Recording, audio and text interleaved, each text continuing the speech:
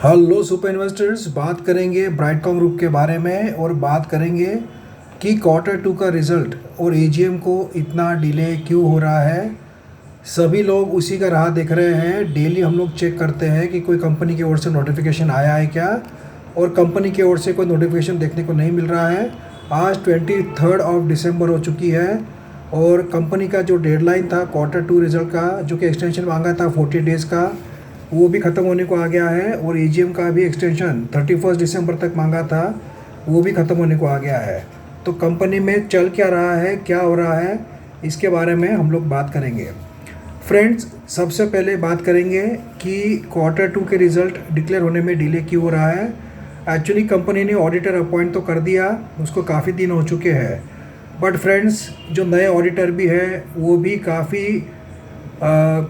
Patiently और बहुत accurately सब चीज़ें चेक करते होंगे, क्योंकि उनको नया काम मिला हुआ है।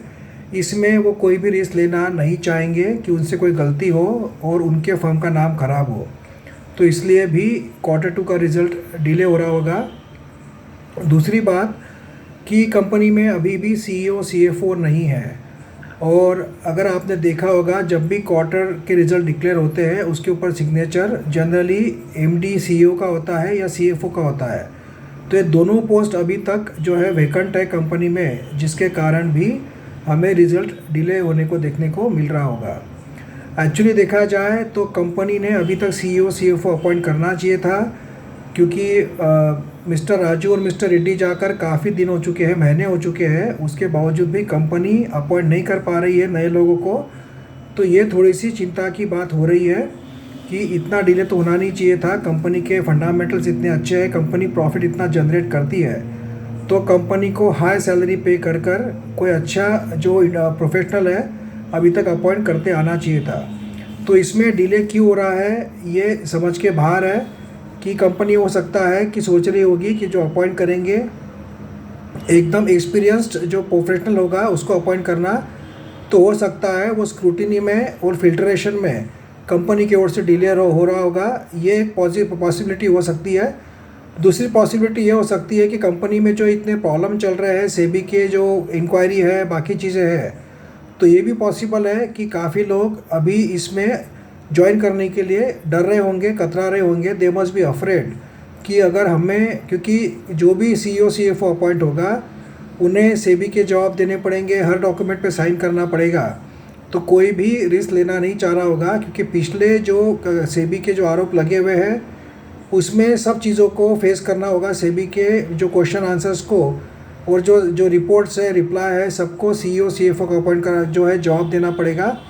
तो दो पॉसिबिलिटी है कि कंपनी बहुत ही ज़्यादा अच्छे पर्सन को अपॉइंट करना चाह रही होगी जो इंडस्ट्री में फेमस हो, जिसके कारण इन्वेस्टर कम्युनिटी का कॉन्फिडेंस वापस आए।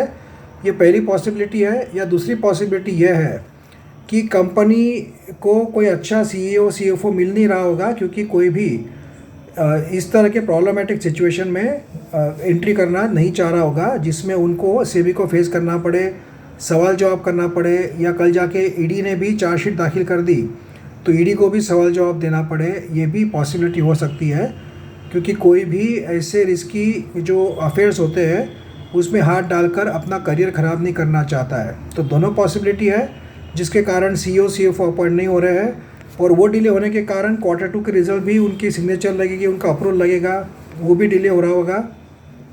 ये दोनों बातें हैं। एजीएम की बात करें तो एजीएम को जो है नोटिस 21 डेज़ की देनी पड़ती है कंपनी को। तो अब तो सवाल ही नहीं आता है, 21 डेज़ की नोटिस तो भी कंपनी देगी तो भी 31 दिसंबर तक एजीएम नहीं हो सकती है। और एजीएम में भी ऑडिटेड क्वार्टरली रिजल्ट जो है कंपनी को पब्लिश करने पड़ते हैं, अप्रूवल लेना पड़ता है शेयर होल्डर से, और उसके पहले आरओसी में सबमिट करना पड़ता है। रजिस्टर ऑफ कंपनीज़ में annual quarter result audited submit करना पड़ता है।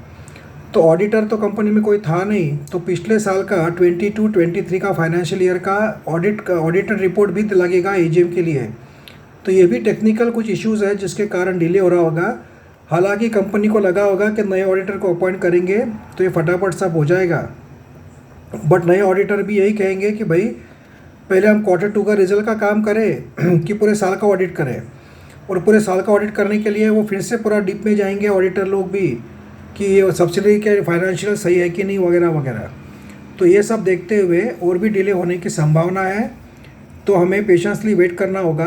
एक्चुअली देखा जाए तो Q2 के रिजल्ट तो 1/3 बोर्ड ऑफ डायरेक्टर्स में भी कंपनी अप्रूव कर सकती है, बट अभी CEO CFO नहीं है।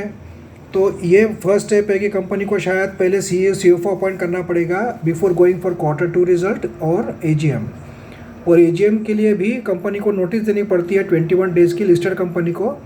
तो उसको भी अभी तक पब्लिश नहीं किया गया है, नोटिस को नोटिफिकेशन जारी नहीं किया गया है, पेपर में पब्लिश नहीं किया गया है। तो हो सकता है कि अभी हमें कंपनी की ओर से कोई नोटिफिकेशन आते हुए देखने को मिले, जिसमें कंपनी NSE BSE से एक्सटेंशन मांगेगी for AGM also and for Q2 result के लिए भी। तो अब देखते हैं क्या होता है, बट ये सब टेक्निकल बातें हैं जिसके कारण ये सब डिले हो रहा है, जो कि हो सकता है कि हमें और भी पेशेंसली वेट करना पड़े।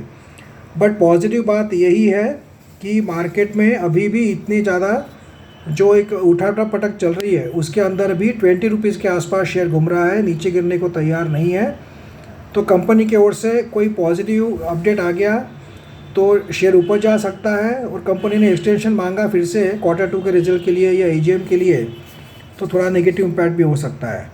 बट इस सिचुएशन में कंपनी की ओर से कुछ क्लैरिफिकेशन आना काफ़ी ज़रूरी है।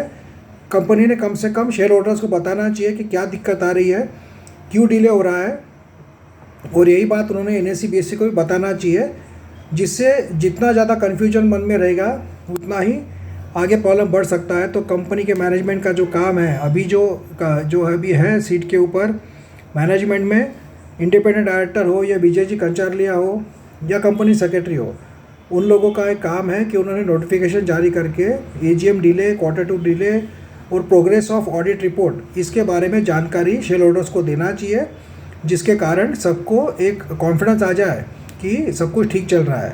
तो आशा करते हैं कि कंपनी की ओर से ऐसा कोई नया नोटिफिकेशन, एक तो एक्सटेंशन का, एक्सप्लेनेशन का, या फिर CEO CFO अपॉइंट करने का कंपनी की ओर से आ जाए, जिसके कारण जो कन्फ्यूजन चल रहा है शेयर होल्डर्स के मन में वो निकल जाए। तो आशा करते हैं कि जल्द से जल्द अभी कल या परसों में हमें कोई नोटिफिकेशन कंपनी की ओर से आते हुए दिखे, जिसके कारण शेयर में फिर से जो एक ठहराव सा आ चुका है, एक साइडवेज ही जा रहा है, वो ऊपर जाने के लिए ब्राइटकॉम का शेयर तैयार हो जाए। Thank you friends.